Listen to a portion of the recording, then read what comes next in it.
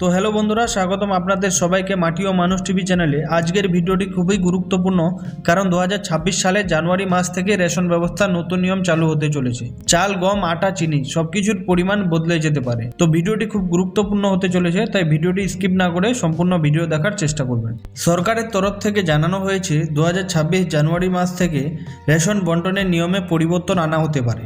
এই পরিবর্তন মূলত খাদ্যশস্যের পরিমাণ, কার্ডের ক্যাটাগরি, ডিজিটাল যাচাই এই তিনটি বিষয়ের উপর নির্ভর করবে। চাল কত মিলবে? নতুন নিয়ম অনুযায়ী পিএইচএস কার্ডাধিকারীরা আগের মতোই চাল পেতে পারেন, তবে পরিবারের সংখ্যা অনুযায়ী হিসাব আরও করা হবে।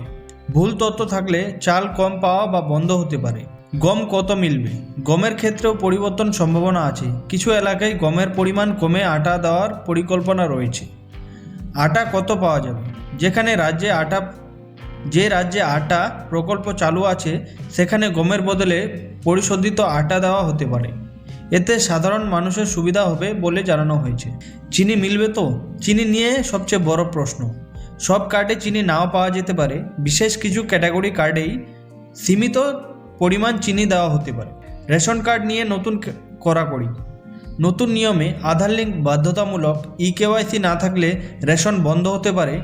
মৃত বা ডুপ্লিকেট নাম বাদ দেওয়া হবে। এই কাজগুলো দ্রুত করে নেওয়া খুব জরুরি। কারা সমস্যায় পড়তে পারেন? যাদের আধার লিঙ্ক নেই, পরিবারের তথ্য ভুল, দীর্ঘদিন রেশন তোলা হয়নি, তারা ভবিষ্যতে রেশন পেতে সমস্যায় পড়তে পারেন। কি করবেন এখন?